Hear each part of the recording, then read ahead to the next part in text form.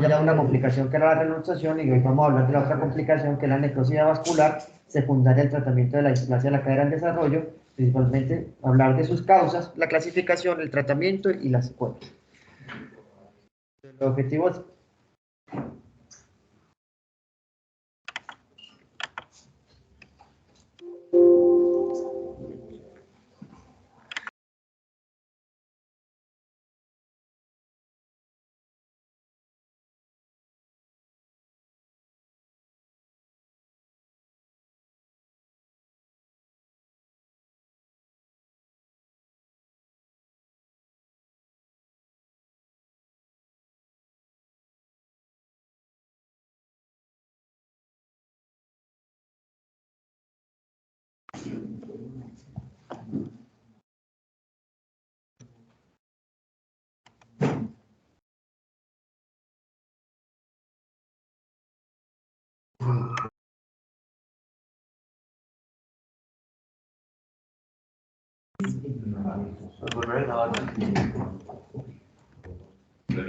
Como si fuera nada y cortas el pedazo. Entonces, los objetivos de la charla son conocer las causas de la necrosis vascular que se presentan durante el tratamiento de la displasia, determinar qué medidas influyen para disminuir la presentación de la necrosis y revisar las secuelas de la necrosis y las opciones de manejo que existen para esto. Entonces, lo primero que tenemos que hablar es que la necrosis vascular se define como una muerte celular de esos componentes óseos que van a ser debidos a una alteración del aporte vascular. Y como conocemos en la parte de trauma, principalmente está descrito en la parte de las lesiones directas a los vasos que le llevan la irrigación a la cabeza femoral, pero en el tema de displasia pues no tenemos que hablar de otras cosas además de las lesiones como son las compresiones de los vasos o las presiones excesivas que se pueden generar por el tratamiento de la displasia. Estas pueden afectar ya sea solamente una parte de la epífisis o de la fisis o en la totalidad de este fémur proximal. Y esta necrosis va a ocasionar unos cambios en el fémur proximal. Con la parte de la necrosis puede haber un poco de dificultades en cuanto a los términos que se encuentran en la literatura, porque incluso este doctor Weinstein, que hace parte del grupo Iowa, él define esta complicación no como una necrosis vascular, sino que la prefiere mencionar como un trastorno del crecimiento del fémur proximal. Y esto lo hace porque él dice que no hay ninguna evidencia, ningún reporte patológico de necrosis de la cabeza que él tenga conocimiento y por eso prefiere utilizar este término.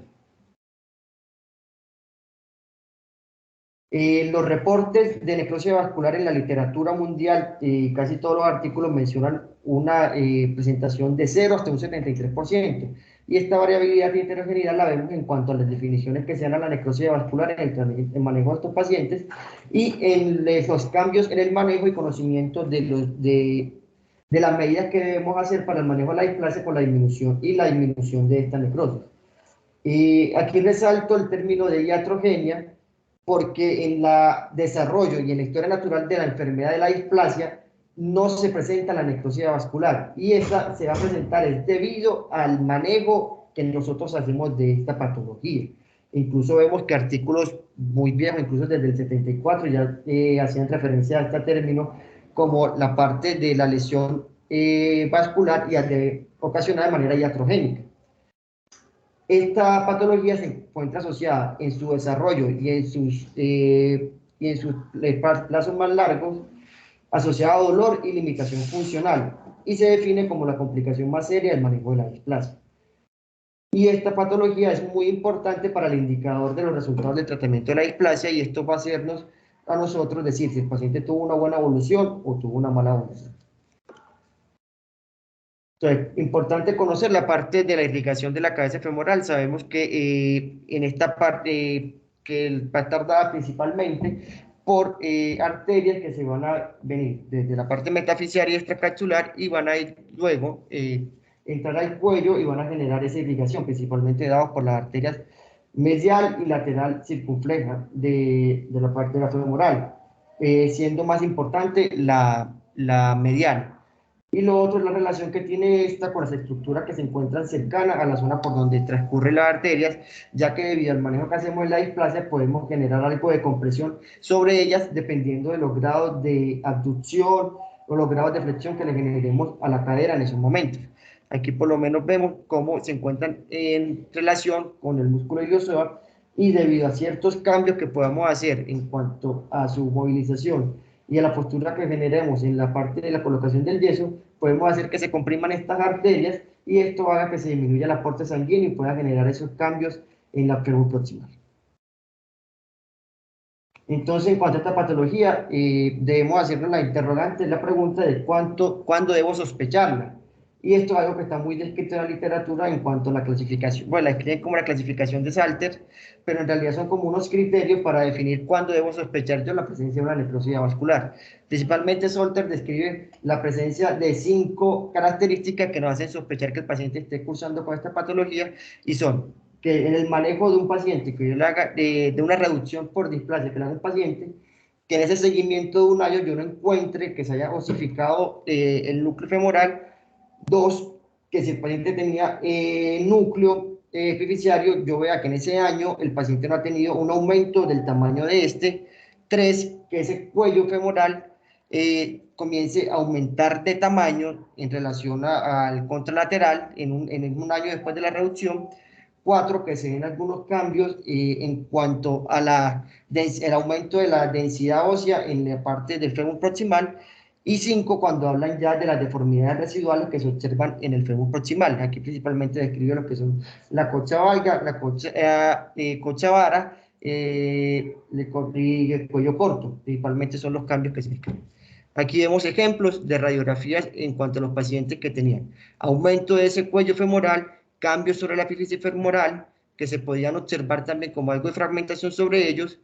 Y aquí podemos observar también en esta otra radiografía, además de los cambios del cuello, los cambios epifisiarios y algo de alteración de esa fisis lateral, como también hay un aumento de ese espacio medial. Entonces, con estas características son las que nos hacen pensar a nosotros que el paciente está cursando con una necrosis vascular y que debemos estar más pendientes del seguimiento de ellos, porque esto puede generar peores resultados en su seguimiento. En cuanto a la clasificación, en realidad hay descrita muchas. En algunas partes describen hasta 5, en otras preferiblemente hablan de 3, y las que más se hablan son las que resalto acá, que son la de Kalanchi y McEwen y la de Buchholz y Oden, que son las más descritas en la literatura, y el manejo de la necrosis vascular se da principalmente según los patrones de necrosis que se generan en estas dos clasificaciones. Pero ¿qué tenemos con el cuarto de la parte de las clasificaciones? Que hasta un 25% de los pacientes con necrosis, pues, con cambios en las radiografías, no es posible clasificarlos en alguna de estos patrones, por lo cual la parte de las clasificaciones puede tener un poco de discordancia en la parte e intraobservador. Entonces tenemos que, a pesar que sean clasificaciones muy bien conocidas, debemos tener también una adecuada caracterización y una adecuada descripción de los hallazgos que encontremos en el paciente. Y principalmente estas clasificaciones debemos continuarlas en el seguimiento para mirar cómo va a evolucionar esto. En cuanto a la clasificación de Kalanchi y McEwen,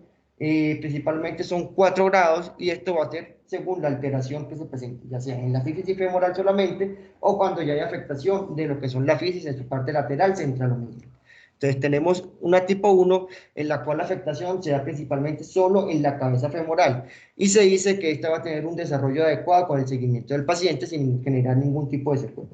En la tipo 2 es cuando ya hay alteración de esa fisis lateral y esto puede comprometer a futuro el desarrollo de la cabeza femoral y pues del fémur proximal, generando una coxa valga. En la tipo 3 tenemos que se da la alteración central, lo cual puede dar la alteración fisiaria de manera simétrica durante toda la fisis, por lo cual se puede generar, además de un cuello corto, puede generarse cambios como una coxa breva, y ya en la tipo 4 tenemos que se da la afectación principalmente de la fisis medial, lo cual va a generar una coxa baja. Estos son las alteraciones que se pueden presentar en esta clasificación y en la imagen de la derecha represento cómo se va a ver la alteración con el crecimiento y la secuela que va a dejar este tipo de patrón de necrosis vascular en estos pacientes. Aquí vemos más que todo representado cómo sería la afectación de esos pacientes. En la tipo 1 solamente la epífisis femoral, la tipo 2 cuando se afecta la fisis lateral, ya la tipo 3 cuando se afecta la parte central y ya la tipo 4 cuando se afecta la fisis medial. La otra clasificación que también describe mucho y muy utilizada es la de Buchholz y Oden, muy parecida a la clasificación de Kalanchi y McEwen, pero la única diferencia que va a haber es en cuanto a la tipo 3 y a la tipo 4. En este caso, la tipo 3 es cuando hay afectación de la fisis medial, y la tipo 4 es cuando la afectación es central sobre la fisis. Y va a generar las mismas secuelas y las mismas deformidades en la cabeza femoral según el patrón que se presente. Y aquí vemos unos ejemplos, uno imagenológico en el cual vemos una tipo 1, que es la única que podemos observar en esa radiografía. Si tuviéramos una contralateral, es que la epífisis femoral puede verse algo un poco más pequeña. La tipo 2 cuando vemos que se encuentra esa coxa valga, la tipo 3 cuando vemos ese cuello corto que puede generar también una coxa magna y puede también tener algo de coxa vara, y en la tipo 4 cuando la coxa vara ya es más representativa y también se puede ver con lo que describen como un sobrecrecimiento del trocánter mayor, pero muchas veces esto es más que como el crecimiento de la cabeza femoral no se da de manera simétrica con el del trocánter mayor, se puede ver de esta manera. En cuanto a las causas de necrosis vascular, principalmente se describen como unos factores que se encuentran implicados en cuanto a la impactación en los resultados de estos pacientes. Describían que tenemos varios factores que pueden generar esto, como son el uso de la tracción pre-reducción, la tenotomía de los aductores, las reducciones abiertas o cerradas, la fuerza que se aplique durante la reducción de las caderas, la posición de la inmovilización de estos pacientes, si existe interposición de los tejidos blandos que no permite una adecuada reducción de la cadera, y también en la edad al momento de la reducción. Por lo cual, con estos factores nos vamos a enfrentar como a tres tipos de escenarios en este tipo de pacientes, como son la necrosis que se puede presentar por el uso del arnés de Pavlik, la necrosis que se puede presentar por la reducción cerrada, o la necrosis que se puede presentar durante la reducción abierta. En cuanto al arnés de Pavlik, vemos y sabemos que, a diferencia de los otros tipos de ortesis o medidas que se utilizaban en los pacientes menores de 6 meses, el arnés de Pavlik tiene mejores resultados en cuanto a su parte de la reducción en su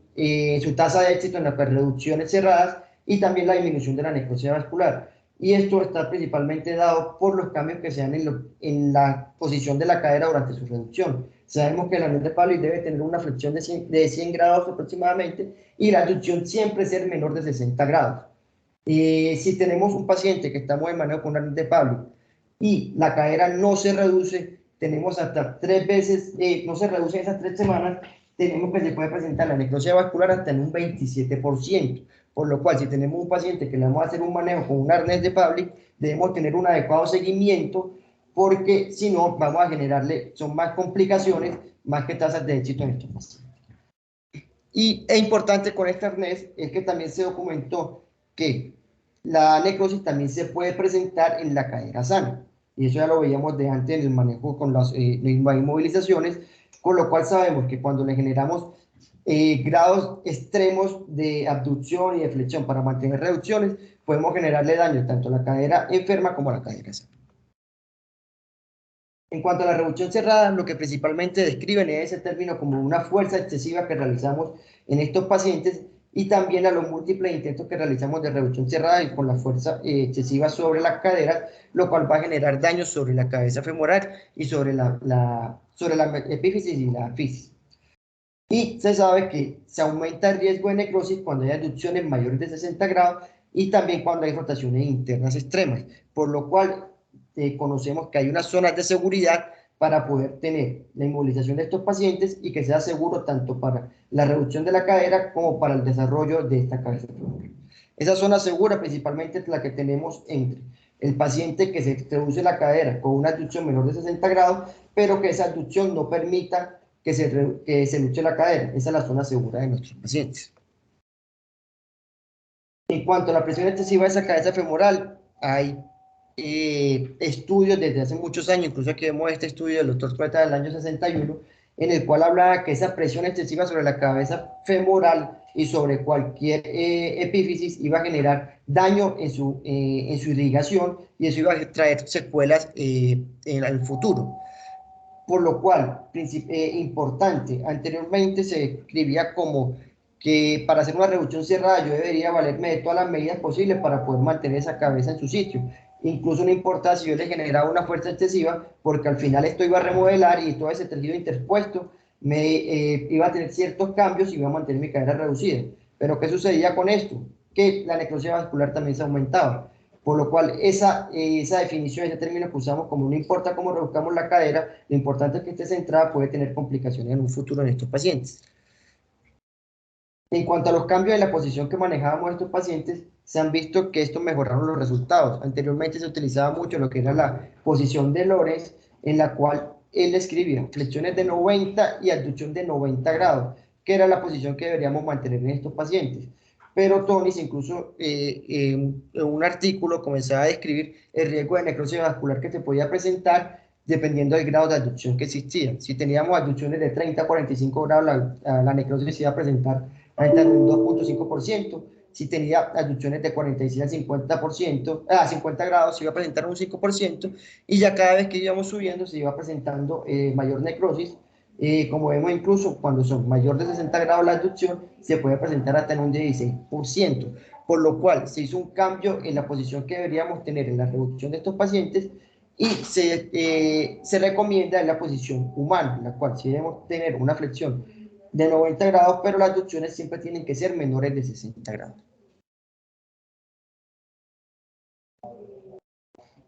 Pues en este estudio lo que trataba de demostrar es cómo con esos cambios en los grados de abducción se iba viendo esa disminución de las tasas de necrosis vascular. Aquí por lo menos dividían ellos artículos en los cuales manejaban abducciones menores de 60 grados y mayores de 60 grados, y cómo veían que los mayores de 60 grados de abducción presentaban necrosis hasta un 40%, y en los pacientes del grupo que tenían menos de 60 grados de abducción, la necrosis vascular se disminuía de manera considerable en comparación con lo otro, y esto no iba a generar cambios en la tasa de reluxación de la cadera, por lo cual vemos que deberíamos tener posiciones seguras que nos permitan una cadera bien reducida, pero que también le disminuyamos el riesgo de tener una necrosis vascular. En cuanto a la tracción pre-reducción de los pacientes de luxación congénita, esta era una medida que se utilizaba mucho anteriormente. Decía que esto facilitaba la reducción, disminuía la incidencia de necrosis, debido a que al relajar esos músculos y todos esos tendones que se encuentran algo contraídos, iban a permitir una reducción mucho más fácil. Pero, ¿qué sabemos de esto? Que la evidencia no es la mejor para recomendar el uso de la tracción, y se ha ido gradualmente abandonando esta medida, y se prefieren los pacientes que son más grandes, que requieren reducciones abiertas, realizar acortamiento femoral. Aquí en este otro estudio vemos cuando hablan de esa tracción pre-reducción, en la cual no hay diferencia entre realizar la tracción o no en cuanto a sus tasas de necrosis, e incluso aquí observamos que nunca en ninguno de esos estudios la tracción pre-reducción fue como un factor protector para la disminución de la necrosis vascular en estos pacientes, por lo cual la tracción es un procedimiento que no se está utilizando y que tampoco se recomienda en estos momentos. En cuanto a la edad al momento de realizar la reducción cerrada, se describía que los pacientes que tenían menos de 3 meses iban a presentar necrosis aproximadamente un 14%, pero se veía que los pacientes mayores de 6 a 12 meses, la tasa de necrosis iba a disminuir, y se preguntaban por qué podía suceder esto. La explicación que ellos daban, y que se utilizó por mucho tiempo, era que los pacientes que eran mayores presentaban el núcleo de la epífisis femoral, se encontraba osificado, y esto iba a favorecer a una mayor irrigación, ya que cuando el núcleo está osificado y es cartilaginoso, cualquier medida que nosotros realicemos puede disminuir la irrigación de esta cabeza. Pero entonces aquí se genera la pregunta, entonces yo debería esperar en mis pacientes que sean más grandes para poder realizar algún tipo de reducción, para así disminuir el riesgo de necrosis, y esto es algo que no debería ser así, ya que vemos que los artículos de los últimos años incluso muestran que la presencia del núcleo de osificación no ha tenido cambios o disminución de riesgo de la tasa de necrosis vascular, y vemos como incluso cuando cambian la terminología solamente para patrones de necrosis de 2 a 4, tampoco existe ningún tipo de cambio en el esperar la osificación del núcleo o hacerlo con la ausencia de este, por lo cual los pacientes no deberíamos esperar estos, y deberíamos hacer tratamiento de manera temprana apenas diagnostiquemos, ya que esto se ha demostrado que tiene mejores resultados a futuro en las caderas de los pacientes. En cuanto a la reducción cerrada, no debemos olvidar el uso de la artrografía, la cual es muy importante para definir si el paciente tiene una adecuada reducción, y esto ha tenido mejores tasas de resultados a futuro. Incluso cuando nos valemos de una artrografía y para mirar la adecuada reducción de la cadera, vemos que se presenta la disminución de la necrosis vascular. En este estudio comparaban pacientes que no tenían el uso de artrografía versus los que sí tenían el uso de artrografía, y vemos que en los cuales se realizaba la artrografía se iba a presentar la necrosis hasta en un 7.6%, y en los cuales no se realizaba la artrografía se presentaba la necrosis hasta en un 30%, por lo cual pacientes que hagamos reducción cerrada debemos realizar artrografía de la cadera. Y ya revisando esto, me parece muy importante este término que escribía, esto que decía Tony en el año 87, en el cual una reducción abierta, bien realizada, de manera adecuada, siguiendo todos los pasos que se deben realizar, y realizar de manera traumática, conlleva un menor riesgo de necrosis vascular que una reducción cerrada que se realiza de manera difícil y sin éxito. Por lo cual, si nosotros no somos capaces de mantener una cadera bien reducida y con todos estos patrones de seguridad, no deberíamos quedarnos con esa reducción cerrada, sino llevar a los pacientes a reducción abierta y tener una adecuada reducción de esa cadera. En cuanto a la reducción abierta, principalmente vamos a mirar si existe alguna diferencia entre el momento en que se haga la reducción abierta o si existe alguna diferencia entre los abordajes y la tasa de necrosis vascular. Y en este metaanálisis de 24 estudios, en el cual tenían 584 caderas, no hubo diferencias de necrosis vascular en los pacientes que se realizaba la reducción abierta menores de 12 meses o mayores de 12 meses. Vemos cómo los menores de 12 meses la necrosis era del 18% y los mayores de 12 meses era el 20%, y tampoco había diferencias en cuanto al abordaje. En los abordajes mediales tenían una tasa de necrosis del 18% y los abordajes anteriores tenían una tasa de necrosis del 19%, por lo cual en este caso, en este metaanálisis, ellos no ven diferencias en cuanto al abordaje y al momento de realizar la reducción abierta. Ya mirando las secuelas que se pueden presentar en esta cadera según los patrones de la necrosis vascular, sabemos que desafortunadamente no somos capaces de predecir cómo va a ser la evolución de estos pacientes, ni de predecir en cuánto tiempo me va a presentar este paciente las deformidades en la cadera, por lo cual yo no puedo realizar un manejo antes de esa cadera, y muchas veces lo que voy a tener ya son la presencia de las secuelas en ellos.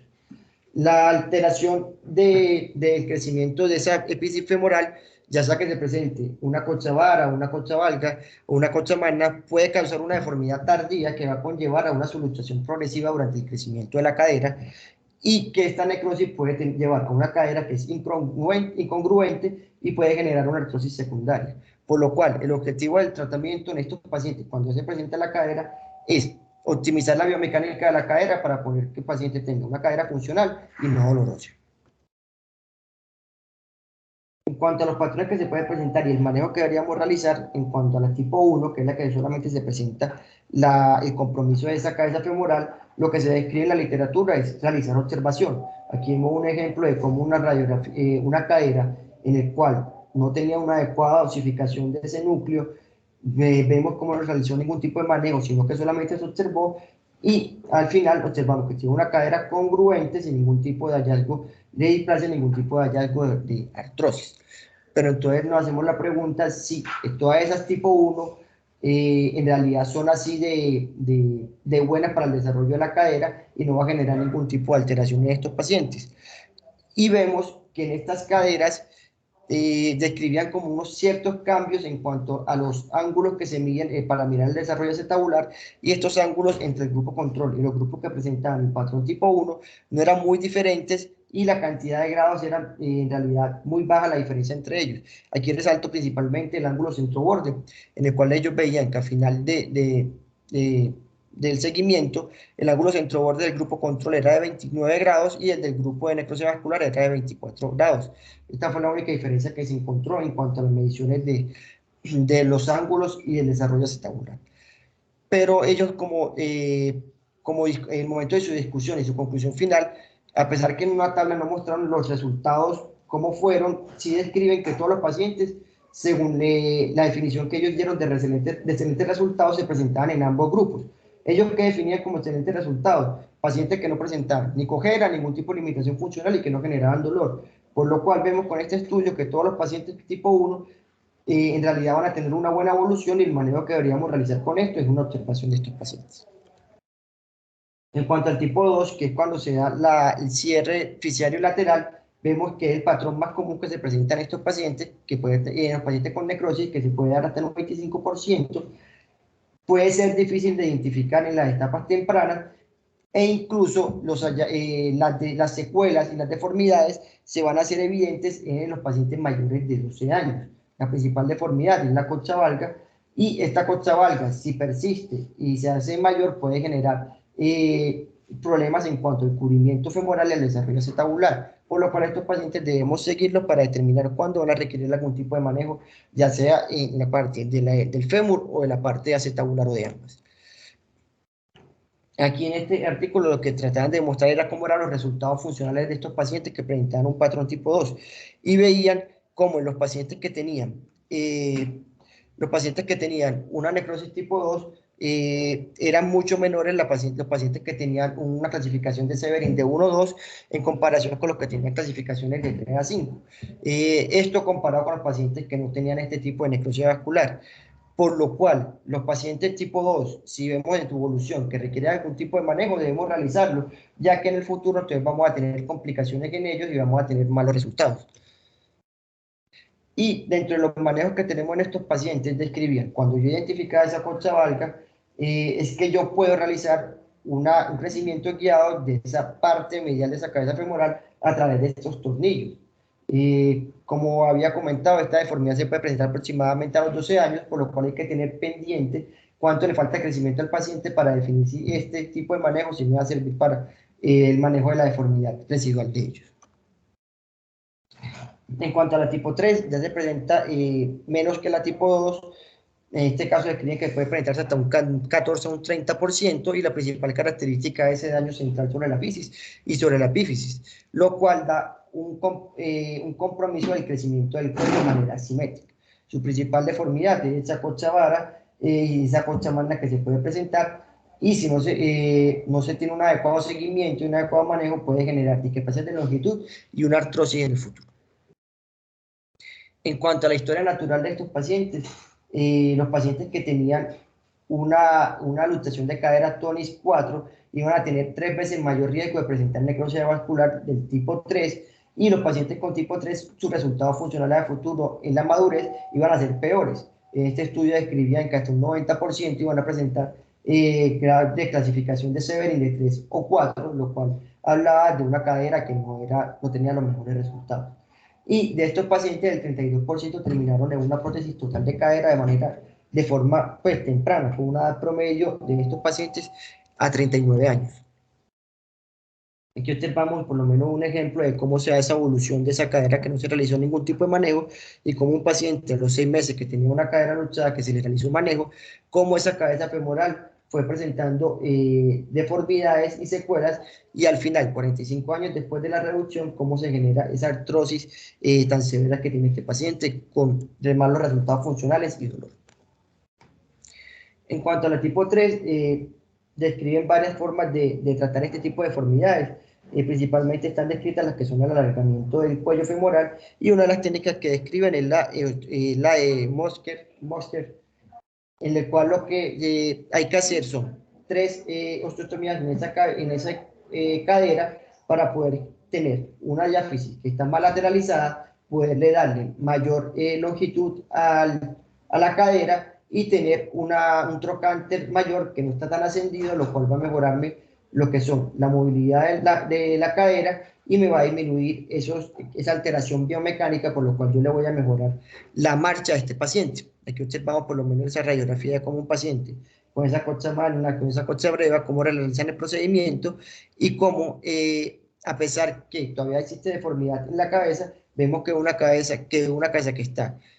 con una reducción congruente, y que en este momento no tiene hallazgos de artrosis, por lo cual vemos que puede ser un procedimiento que podemos realizar en estos pacientes cuando tenemos deformidades en ellos. En cuanto al sobrecrecimiento del trocánter mayor, las principales técnicas descritas para el manejo de estas son, ya sea hacerle una fisiodesis del trocánter, que se dice que debe realizarse aproximadamente a los 5 años, y mayores de 8 años ya no se recomienda este manejo. Y la otro tipo de intervención que se puede realizar es el avance del trocánter mayor, que principalmente está descrito para los pacientes adolescentes o ya pacientes adultos, y son las técnicas descritas en estos pacientes cuando hay sobrecrecimiento del trocánter mayor, y esto está generando alteraciones en la marcha de los pacientes. En cuanto a la tipo 4, según la clasificación de Calanche, que es la compromiso, perdón, la tipo 4, que es la alteración medial, vemos que se puede dar principalmente esa cochavara y se puede dar también lo que son el sobrecrecimiento del trocánter con una discrepancia de longitud y una artrosis temprana. En este tipo de pacientes, cuando ya la cabeza está tan deformada que no hay forma de realizar ningún tipo de cirugía de salvamento, de cirugía de preservación de la cadera, ya lo que quedan estos pacientes son hacer cirugías de salvamento según lo que observemos en la cadera y cuáles son las mejores opciones de manejo. Como conclusiones, tenemos que la necrosis vascular es la más frecuente de las complicaciones del tratamiento de la displasia, que el tratamiento está enfocado en mejorar la biomecánica de la cadera, enfocado en la secuela de la necrosis, pero lo más importante que nos debemos llevar con esto es que el mejor tratamiento para necrosis vascular es la prevención, realizando un adecuado manejo, el manejo de la displasia.